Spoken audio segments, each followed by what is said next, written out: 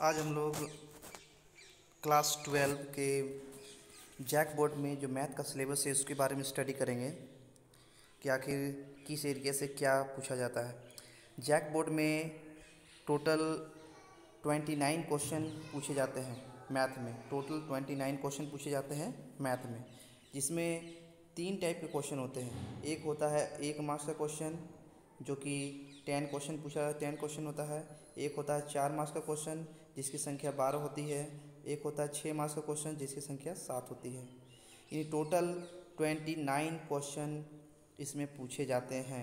Total 29 question इसमें पूछे जाते हैं। 1 मार्क्स का 10 क्वेश्चन, 4 मार्क्स का 12 क्वेश्चन और 6 मार्क्स का 7 क्वेश्चन। टोटल 100 मार्क्स इसमें पूछे जाते हैं। 1 मार्क्स का क्वेश्चन नंबर 1 से लेकर क्वेश्चन नंबर 10 जो होता है वो 1 मार्क्स का होता है। क्वेश्चन नंबर 11 से लेकर क्वेश्चन नंबर 22 तक ये क्वेश्चन 4 मार्क्स का होता है। और question number 23 to question number 29 ये होता है क्वेश्चन 6 मार्क्स का होता है। जनरली हम लोग प्रिपरेशन 4 मार्क्स के क्वेश्चन के लिए करते हैं और 6 मार्क्स के क्वेश्चन के लिए करते हैं। अगर हम लोग 4 मार्क्स का क्वेश्चन और 6 मार्क्स के क्वेश्चन का प्रिपरेशन अगर अच्छी तरह से कर लेंगे तो 1 मार्क्स के क्वेश्चन का प्रिपरेशन करने की आवश्यकता नहीं पड़ेगा।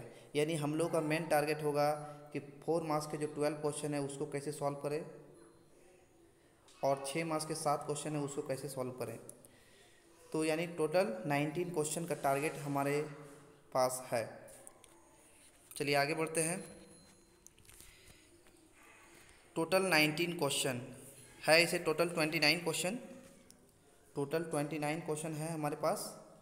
लेकिन ये जिसमें से 10 क्वेश्चन ऑब्जेक्टिव है उसको हम छोड़ दे रहे हैं। हम 4 मार्क्स और 6 मार्क्स के बारे में चर्चा कर रहे हैं। ये 4 मार्क्स और 6 मार्क्स के क्वेश्चन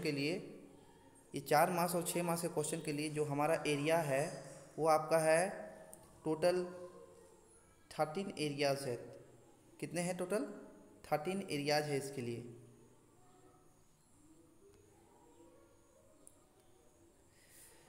पहला जो टॉपिक है वो आपका रिलेशन फंक्शन है। यहाँ से आपका क्वेश्चन आता है। एक हो गया इन्वर्स ट्रिग्नोमेट्रिक फंक्शन, एक हो गया मैट्रिक्स, एक हो गया डिटर्मिनेंट्स, फिर हो गया continuity and differentiability, application of derivative, integral, application of integral, differential equation, vectors, 3 dimension geometry, linear programming and probability. इतने एरिया से क्वेश्चन आते हैं और क्वेश्चन नंबर्स जो उठाने की एक कला होती है। एक ही बार में हम लोग 100 क्वेश्चन का 100 मार्क्स का तैयारी नहीं होगा। बूंद बूंद से घड़ा भरता है, हम लोग भी जानते हैं। यानी हमें क्या करना होगा, एक चैप्टर, उसके बाद एक चैप्टर, उसके बाद एक चैप्टर, उसके बाद एक चैप्टर, और इस तरह से हमें 100 मार्क्स के एरियाज तक पहुंचना पड़ेगा। तो जो रिलेशन एंड फंक्शन जो चैप्टर है आपका, रिलेशन एंड फंक्शन जो चैप्टर है उससे 4 मार्क्स का एक क्वेश्चन पूछता है। हम सिर्फ 4 मार्क्स और 6 मार्क्स के क्वेश्चन की चर्चा करेंगे। यानी कहने का मतलब है कि रिलेशन और फंक्शन चैप्टर को अगर कितनी भी अच्छी तरह से अगर हम पढ़ें तो उस चैप्टर से मुझे 4 मार्क्स ही आएंगे। तो यानी कहने का मतलब है कि अगर 100 मार्क्स उठाना है तो 100 मार्क्स उठाने के लिए हमको चैप्टर में जो मेहनत है, चैप्टर में जो लेबर देंगे उस लेबर को भी हमें बांटना पड़ेगा। रिलेशन फंक्शन से एक ही सवाल पूछेगा, वो होता है 4 मार्क्स का। इन्वर्स ट्रिग्नोमेट्रिक फंक्शन इससे भी एक ही क्वेश्चन पूछेगा, वो भी होगा 4 मार्क्स का। मैट्रिक्स जो चैप्टर है उससे एक ही क्वेश्चन पूछेगा, वो होगा 6 मार्क्स का। यानी ये जो 3 चैप्टर है, relation function, inverse trigonometric function और मैट्रिक्स, अगर ये सिर्फ हम यही 3 चैप्टर अगर हम पढ़ें और बाकी चैप्टर को अगर पढ़ना छोड़ दें, इसी को दिन रात अगर मेहनत करें, तो यानी मेरा 4 यहाँ से मेरा हो गया। अगर यही चैप्टर को अगर हम बार बार पढ़ते रहें तो यानी इस चैप्टर से मुझे 6, 4 10 और 4 14 यानी 14 मार्क्स ही मेरा कलेक्ट होगा। यानी कहने का मतलब है कि 100 मार्क्स अगर कलेक्ट करना है तो मुझे सारे चैप्टर में ध्यान देना पड़ेगा, उसी के अकॉर्डिंग ध्यान पढ़ना पड़ेगा। तो इसको आगे हम बढ़ाते हैं। एक है डिटर्मिनेंट।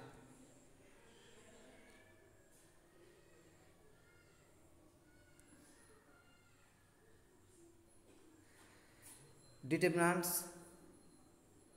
से 4 मार्क्स का एक क्वेश्चन पूछेगा। कंटिन्यूटी एंड डिफरेंशिएबिलिटी, यहाँ पर 4 मार्क्स का 2 सवाल है, 4 मार्क्स का 2 सवाल है। एक सवाल कंटिन्यूटी से होता है और एक सवाल डिफरेंशिएबिलिटी से होता है। ओके, एप्लीकेशन ऑफ डेरिवेटिव, यहाँ से एक 4 मार्क्स का सवाल है और एक 6 मार्क्स का सवाल है, यानी total 10 marks. Integral that mean integration, यहाँ से 3 सवाल है। एप्लीकेशन ऑफ डेरिवेटिव, यहाँ से एक सवाल है, वो है 6 मार्क्स का। डिफरेंशियल इक्वेशन ये है आपका 6 मार्क्स का। वेक्टर से एक सवाल पूछेगा, वो होगा आपका 4 मार्क्स का। 3D से 2 सवाल पूछेगा, एक हो गया 4 मार्क्स का और एक हो गया 6 मार्क्स का, यानी टोटल 10 मार्क्स का। LPP से एक क्वेश्चन है और प्रोबेबिलिटी से एक 4 मार्क्स का और एक 6 मार्क्स का। तो इस प्रकार हम लोग क्या देखते हैं कि अगर हमारा ट्राई रहे पहले कि 6 मार्क्स के क्वेश्चन को पकड़ना है, तो 6 मार्क्स के क्वेश्चन को अगर हमको पकड़ना है तो उसके लिए हमको कौन कौन से चैप्टर मेहनत करना पड़ेंगे। उसके लिए हमें मेहनत करना पड़ेगा probability, LPP, 3 dimension, differential equation, application of integral और एप्लीकेशन ऑफ डेरिवेटिव, और एक आपका मैट्रिसेस है, और ये आपका मैट्रिसेस है। यानी 6 मार्क्स का क्वेश्चन जिस एरिया से पूछता है उस एरिया को आपको बहुत ही अच्छी तरीके से पढ़ना पड़ेगा, और 4 मार्क्स का जो क्वेश्चन पूछता है उसको भी बहुत ही अच्छी तरीके से पढ़ना पड़ेगा। तो इस प्रकार हम लोगों ने इसका सिलेबस को देखा कि कहाँ से कौन से एरिया से किस क्वेश्चन, और इसी प्रकार से आपको तैयारी भी करना है ताकि हमें नंबर उठे। बहुत सारे बच्चे क्या करते हैं कि जो चैप्टर उसका स्ट्रॉन्ग होता है उसी पर ज़्यादा मेहनत करने लगते हैं, और जिसके कारण होता है कि उसके नंबर की सीमा, वो नंबर कांस्टेंट हो जाते हैं, वो 100 मार्क्स तक पहुंच ही नहीं पाते हैं। तो आपको क्या करना है कि जिस चैप्टर में जिस प्रकार का क्वेश्चन एग्जाम में पूछा जाता है उस प्रकार का तैयारी करें, ऑब्जेक्टिव अपने आप हो जाएगा। बेसिक स्ट्रॉन्ग रहेगा तो लॉन्ग क्वेश्चन बनेगा, लॉन्ग क्वेश्चन बनेगा तो निश्चित रूप से आपका ऑब्जेक्टिव क्लियर होगा। और इसी प्रकार से आप लोग तैयारी भी कीजिएगा। Thank you.